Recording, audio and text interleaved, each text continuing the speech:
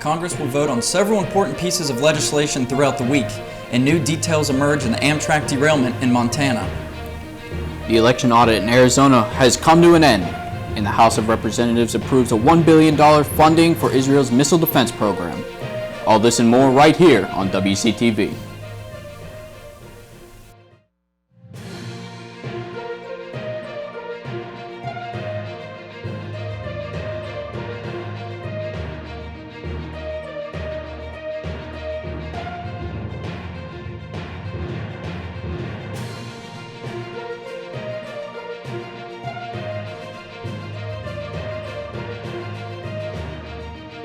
And now, your 5 o'clock news on Channel 14.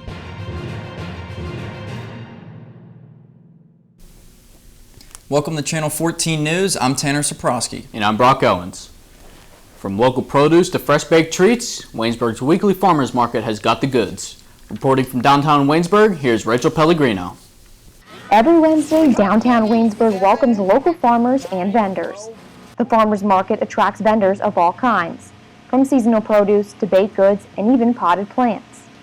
Vendors like Fred McCon have been tending for years. My mother and father-in-law started about 20 years ago. They was the start of it. Even though the location of the market has changed, what hasn't changed is the community. It gives us an outlet, and the people's nice, so it works for everybody.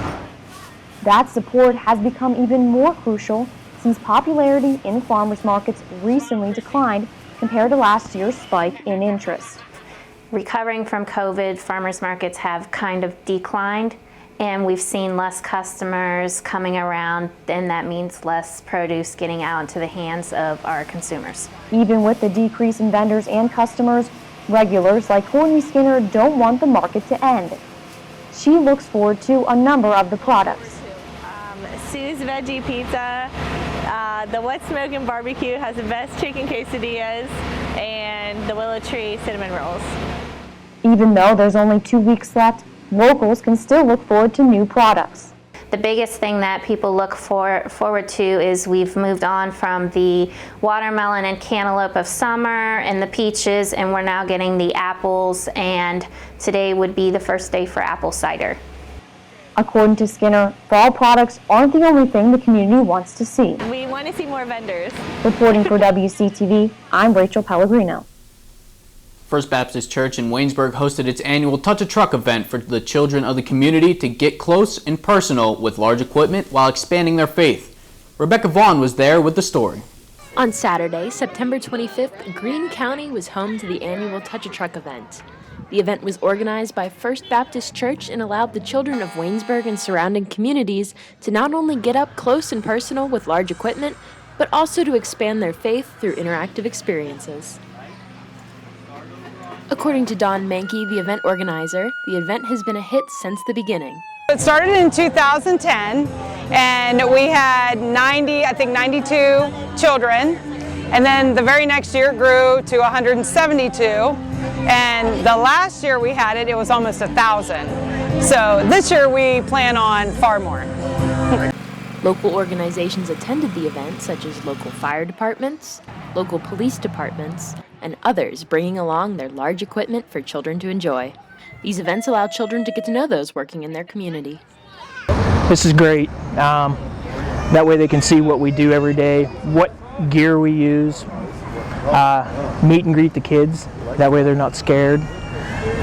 They understand what we do and why we do it, I guess. There's some stuff in the back of the vehicle that they can play with. I'm sure they're going to have some fun. And fun they had, with treats like snow cones available and equipment of every size. Who wouldn't enjoy the day? In addition, the church's own band performed a concert after the event. That's our praise and worship band, and they're from our church, and they sing every Sunday, and they had the inspiration and the calling to give a concert today after the festivities. They're practicing right now. That's what you hear. For Channel 14 News, I'm Rebecca Vaughn. Waynesburg University student and faculty engaged in a friendly game of kickball on Thursday. Riley Holsinger was there to catch the game. The students and faculty at Waynesburg University took a break from their busy weeks to engage in a friendly competition of kickball.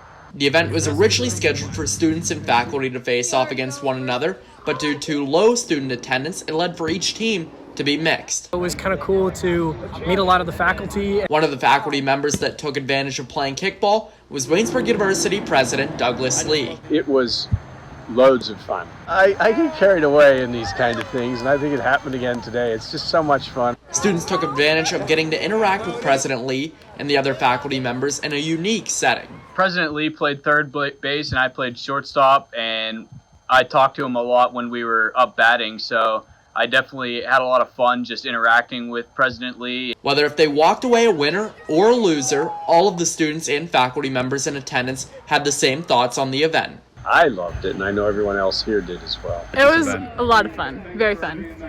We lost, but it was still fun to play. If you're looking for a rating of the event, some students would definitely rated a 10 out of 10. It was a lot of fun. Students and faculty members are already interested in the possibility of doing an event like this again. I really, truly love this idea. It was a great experience, and yeah, I hope we get to do more of these. I'm completely in favor of it. Kicking off for WCTV News, I'm Riley Holsinger. Breakfast for dinner? How about late night breakfast in the Beehive? SAB hosted their first late night breakfast of the semester last Wednesday night. Haley Custer was there at the scene. Last year, campus events were put on the back burner due to COVID-19. Now, students are back and sizzling to socialize. SAB hosted their first late-night breakfast of the semester last Wednesday night. Megan McElliott said the turnout was better than she expected. Well, I really appreciate our incoming freshman class, as well as our sophomores and juniors and returning seniors. They all want to finally experience something in person, you know. They want to gather, they want to be socialized, and they just kind of want to have that togetherness again. So I think this event with food, free food, we always love that. They're able to kind of get together, socialize, and just have fun together and eat some tater tots. The food was provided by Aladdin Food Services and included a variety of breakfast foods. Benedict Dining Hall, Aladdin's Food Services, they have provided us with French toast sticks, sausage, as well as eggs and tater tots, and we have some beverages as well. The students had their reasons for coming to the event. For some students, the free food was more than an incentive to attend. Well, I was hungry, first of all, and I saw that they were having French toast, and I like French toast, and I got to do some homework too, and like socialize with my friends. I'd probably say the tater tots. I could always go for tater tots. But the food wasn't the only reason students attended. I came to the breakfast event because a lot of my friends are here, and it's just a great bonding time and to get away from classes. The first event is always a little undercooked. Some students spoke their opinions on improving the next late-night breakfast event. Maybe include a little bit more variety, but it was good overall. As for the rest of the semester, SAB is hoping for a fantastic year. We do have some stuff in the works, so you can catch us on our social media for SAB, and that will have all of our different activities that we're going to have upcoming. But yeah, we do have some activities for you guys. Reporting for WCTV, I'm Haley Custer. That's all we have for campus and region news. When we come back, we'll have news from around the nation. You're watching WCTV, where we aim to bring you the best local coverage of what you care about most. Everything from local businesses to hometown sports and the latest weather. We're keeping up to date with what you need to know about issues that affect our campus and our community. We're telling the stories that matter, celebrating our past, our future, and our potential. So tune in for all the latest buzz right here on WCTV Channel 14, Waynesburg.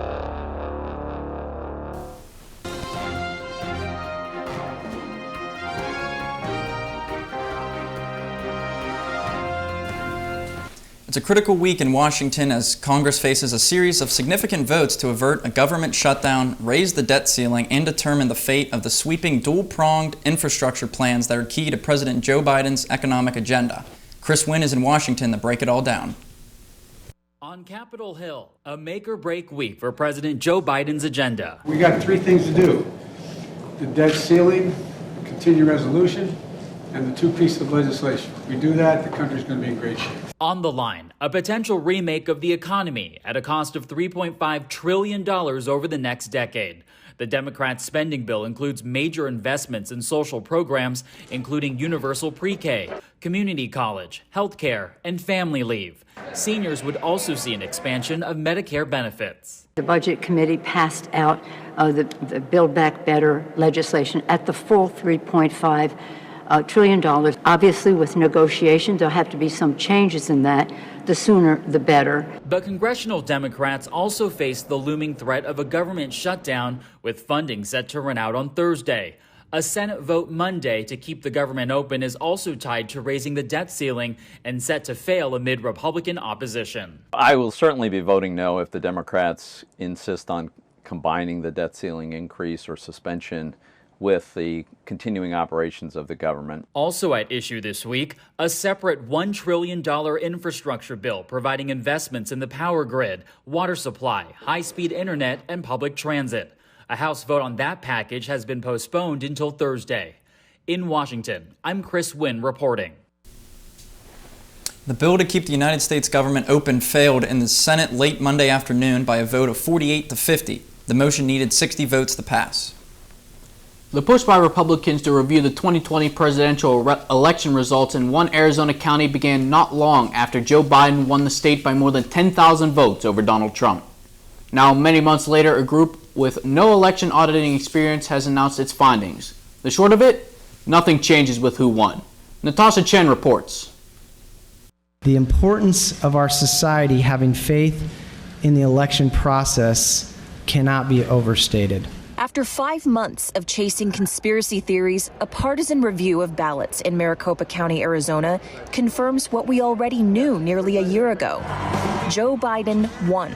The ballots that were provided to us to count in the Coliseum very accurately correlate with the official canvass numbers. In fact, the hand recount by Cyber Ninjas, a group with no experience auditing elections, showed Biden with 99 more votes and Trump with 261 fewer votes than the official Maricopa County canvass. The reason we know Joe Biden won is because we had the right people counting the ballots in the first place and the second place and the third place. People who knew what they were doing and were totally objective. Not these knucklehead cyber ninjas, who no one had ever heard of before, who have no idea what they're doing. Cyber Ninjas pointed to potential discrepancies in tens of thousands of ballots it could not fully vet, saying there were inconsistencies when Maricopa County's voter registrations were compared to a commercial data company's records. It includes heavy caveats around those doubts, noting they do not necessarily mean votes were improperly cast, and says the Arizona Attorney General should follow up with Maricopa County officials. Jack Sellers, the Republican chair of the Maricopa County Board of Supervisors, tweeted, "I hope those holding on to their anger for the past 10 months will see the truth and put their energy into supporting the democratic process instead of trying to tear it down." This round of tearing down the democratic process started in the spring. After the county already conducted 2 independent audits, Cyber Ninjas was hired by the Republican-led Arizona Senate, whose president insisted, "This is not about Trump. This is not about overturning the election. This has never been about anything other than election integrity." But emails obtained by watchdog group American Oversight show Fan writing to her constituents that she was repeatedly in touch with both Rudy Giuliani and Trump. The CEO of Cyber Ninjas, Doug Logan, has spread misinformation about election conspiracies online. Their hand count involved changing methods, at times with ballots spinning on lazy Susans, workers using UV lights hunting for watermarks in bamboo fibers, while at one point a different kind of carnival was actually set up outside. In Cyber Ninja's final act, their draft report included a slew of legislative suggestions, teeing up conversations about more restrictive voter laws. The House of Representatives has approved $1 billion in funding for Israel's Iron Dome defense system. The final vote was 420 to 9. 8 Democrats and 1 Republican voted against it. Funding for the dome, which is designed to intercept rockets midair, had initially been included in legislation earlier this week, but it was removed to prevent a government shutdown. This legislation will specifically fund replacement missile interceptors that were used during the heavy fighting with Hamas in May. The bill now goes to the Senate. It's unclear when it will go to vote. The stretch of track where an Amtrak train derailed in Montana Saturday had been recently inspected. BNSF Railway is the company that operates that track. It says a routine safety inspection was conducted just 2 days before the deadly accident. 3 people were killed when 8 of the 10 cars on Amtrak's Empire Builder train derailed. 7 others are still hospitalized. There were a total of 141 passengers and 17 crew on the train. More than a dozen National Transportation Safety Board investigators are on the scene near Joplin, Montana, working to determine what happened. 2 Canadians who have been imprisoned in China for more than 1,000 days have arrived safely in Canada. Michael Spavor and Michael Kovrig arrived at the Calgary International Airport early Saturday morning. Footage from CTV News on the tarmac shows several passengers greeted by Prime Minister Justin Trudeau with a hug. Though everyone in the footage is wearing a mask, they did not take any questions. Spavor and Kovrig were detained on espionage charges since December of 2018. The men arrived in Canada just 1 day after a British Columbia court dropped the extradition case against Huawei executive Meng Wanzhou over fraud and conspiracy charges related to American sanctions against Iran. The detainment of 2 Canadians has been seen as retaliation for Meng's arrest, though China has repeatedly denied any connection between the men and Meng. The man who tried to assassinate President Ronald Reagan in 1981 could be free next year. The Justice Department has reached a deal with John Hinckley Jr. for an unconditional release. The agreement still needs a judge's approval. Hinckley has been out of a mental hospital since 2016. He moved to Williamsburg, Virginia to live with his mother, but she died in her sleep this summer at the age of 95. He's currently under strict conditions, including restrictions on his movement and internet activity. The new deal would remove those restrictions. If approved, the agreement would go into effect next June. Reagan and 2 officers were wounded in the shooting, but then Press Secretary James Brady suffered a gunshot wound to his head and was permanently disabled. His death 33 years later was ruled a homicide. The White House is taking new steps in protecting the Deferred Action for Childhood Arrivals program. Monday, the Department of Homeland Security shared that it is beginning a process to place the policy in the Federal Register. DACA was originally implemented through a Homeland Security memo. This move would recreate the program through formal regulation. DHS will publish the proposed rule Tuesday. The public will then have the chance to comment on it for 60 days. DACA protects undocumented immigrants brought to the U.S. as children, often known as dreamers. From deportation, it also gives them certain work authorizations. The 2012 program has been the subject of ongoing litigation by those hoping to end it. The U.S. saw a rise in fatal violence last year. The FBI released its 2020 Uniform Crime Report on Monday. It showed the number of homicides increased nearly 30% from 2019. That's the largest single-year increase since the agency began tracking these crimes in the 1960s. Last year, there were more than 21,500 killings, a total not seen since the mid-1990s. While violent crimes increased by 5%, overall crimes decreased by about 6%. The FBI collects statistics from law enforcement agencies across the country, but many did not participate. Several large cities like New York, Chicago, and New Orleans did not submit data. That's all we have for national news. When we come back, we have Gwyn Napier with business and entertainment, but first, we have Riley Holsinger outside with a brief weather update. 70 degrees here in Waynesburg, Pennsylvania. The rain just washed away a little bit, but will it stay for tonight's forecast? Stay tuned to Channel 14 News to find out.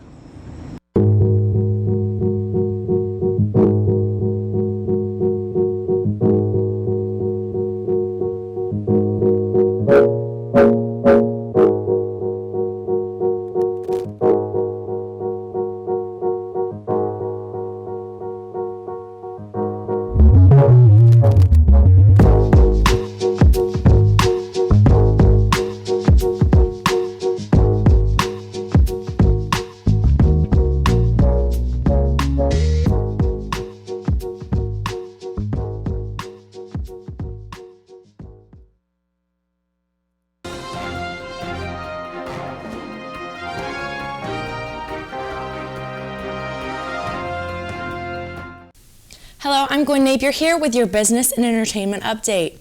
Ford Motor Company is recalling some of its 2021 Mustang Mach-E vehicles.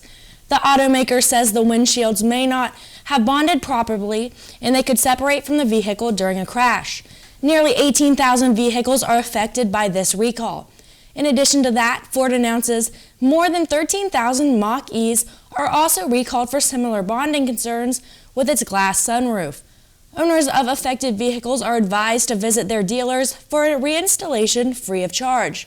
More information can be found at the National Highway Traffic Safety Administration's website. This story is nuts, literally. A man in North Dakota saddled with a massive cleanup job caused by a tiny furry perpetrator. Kevin Wallavand reports. The red squirrel will come up behind, run along the frame rail, and then all the way up to the front. Bill Fisher just cannot win the war.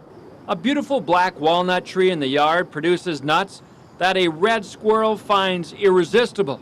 But the problem is, mostly under the hood and in the fenders. That red squirrel has picked Bill's Chevy Avalanche. A lot of places inside the radiator fan, all the way through here. That corner's been covered full with walnuts. As the winter storage hideout for hundreds of nuts, each about the size of a small lemon. It was planning on camping there for the winter.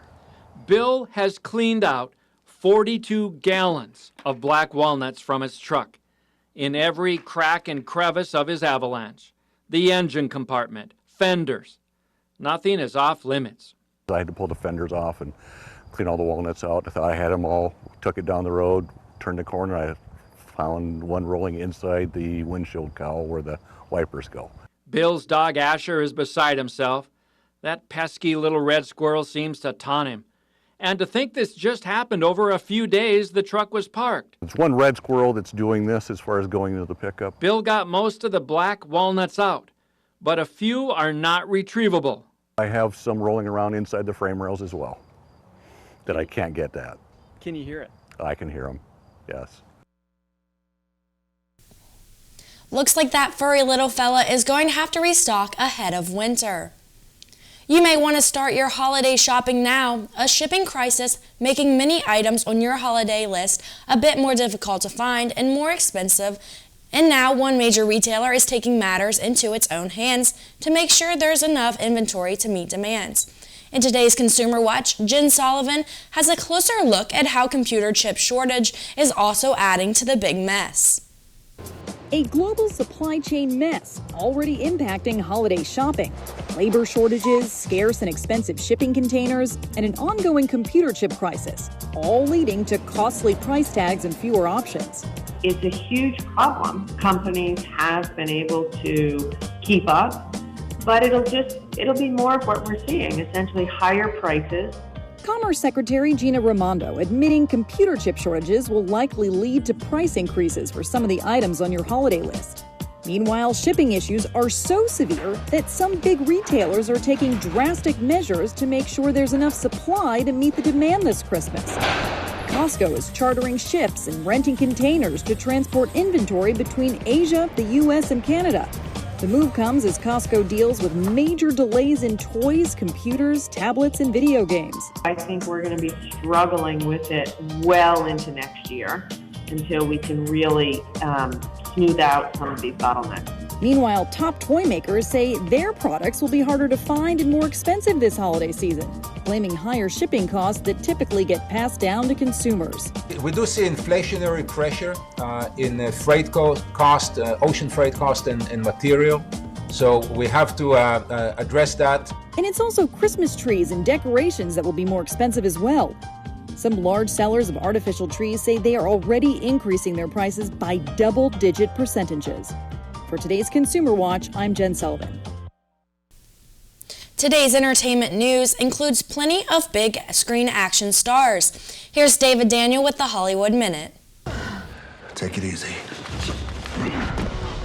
This is easy. Gal Gadot shows moves worthy of Wonder Woman, taking down Dwayne Johnson and Ryan Reynolds in the first clip from Red Notice. The big-budget action flick about an FBI agent, an art thief, and a con artist debuts November 12th on Netflix.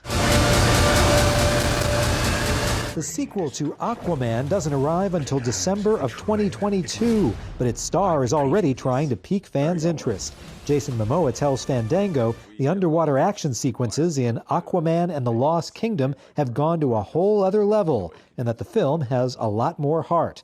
He also praised the comedy in the script. Quote, "I giggled reading it." The newest member of my family. Dave Bautista has a new friend. The actor and animal lover had posted on Instagram trying to track down who abandoned the pit bull puppy, who was found eating garbage with a metal chain embedded in her neck.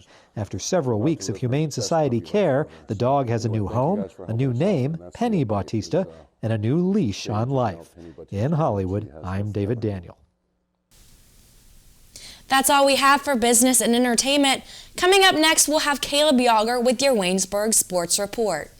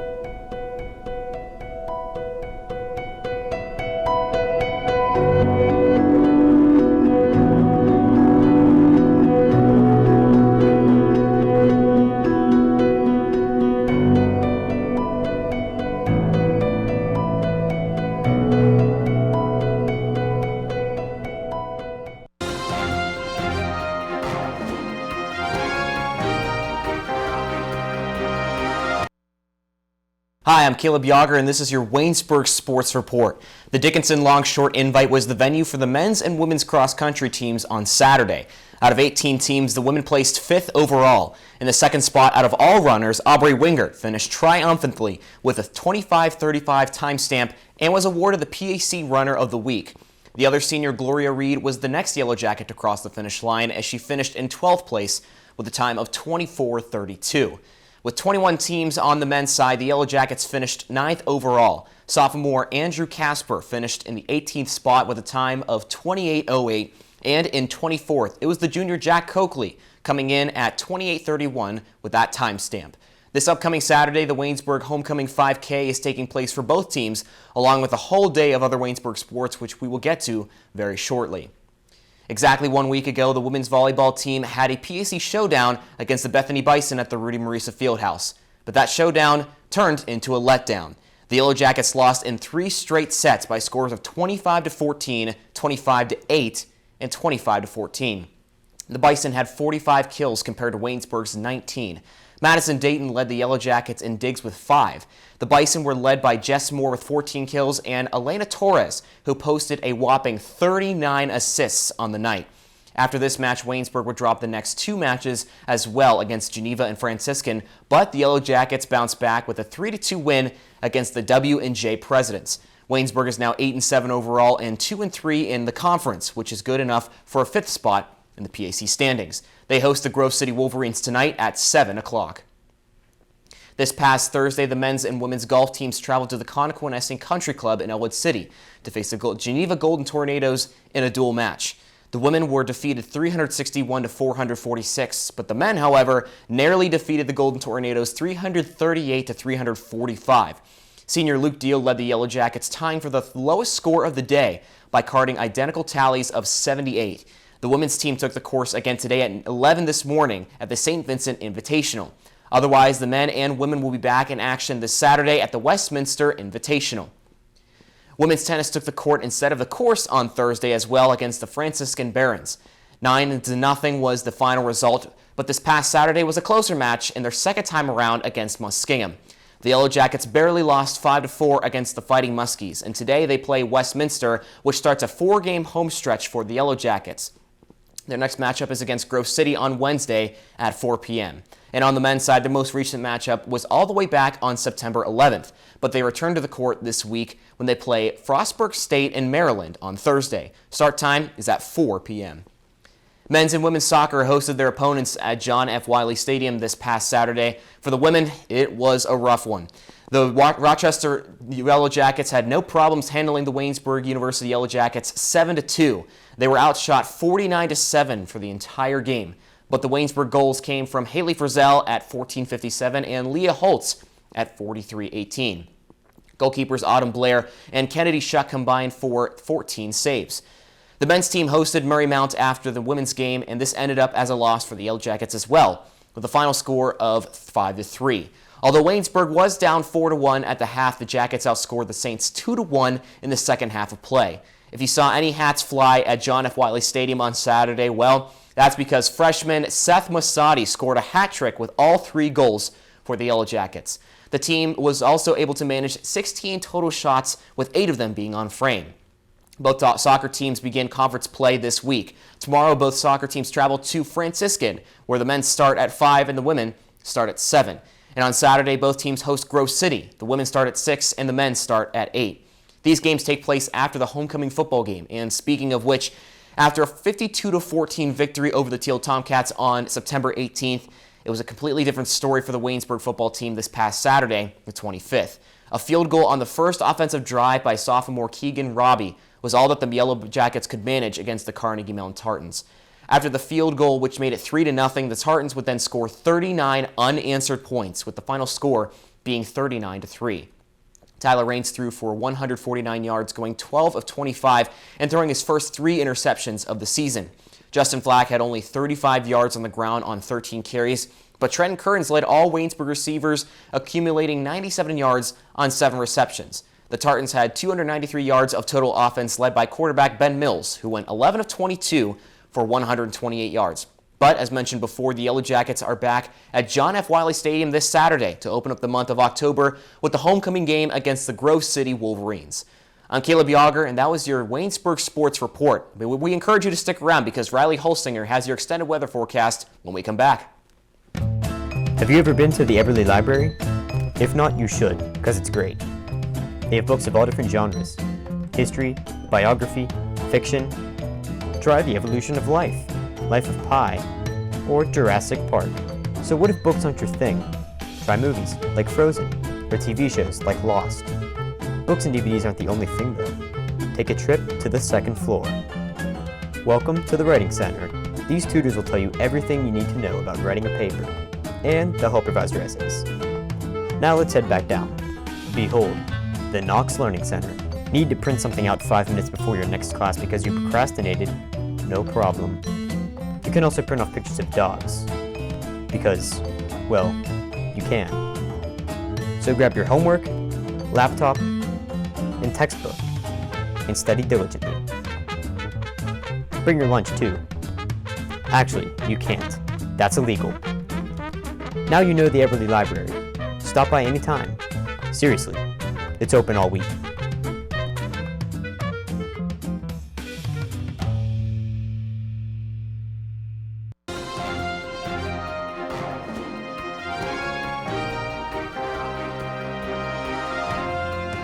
Hello and welcome into your Channel 14 weather report. We're finally getting back to a consistent week weather-wise and won't have anything like last week where the temperature dropped from 80 degrees to 50 in a day. Sadly, the weather is getting colder as we enter into our first full week of fall. There were thunderstorms and some rain showers earlier today, but the sky has cleared up since then. Partly cloudy skies are out for the rest of the day.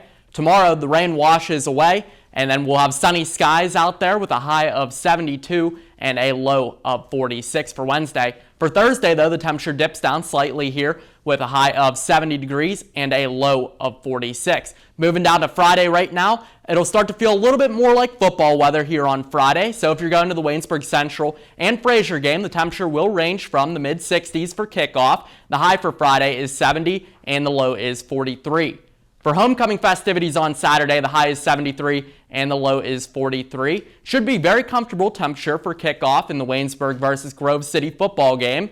On Sunday, the high is 72 and the low is 52. And let's take a look at next week. For Monday, the high is 70 and the low is going to be 54. That's all for your 7-day weather forecast. For myself, Riley Holsinger, Tanner, and Brock, do you guys have any fun weekend plans? I'm directing Woosen for the Waynesburg game for the first time in my career on Saturday, so pretty excited about that. Yeah, and for that same game, I'll be calling the radio broadcast, and then I plan to spend my Sunday just watching NFL football. Thank you for watching Channel 14 News. For myself, Terrence Cyprowski, the rest of the talent and crew, have a good night.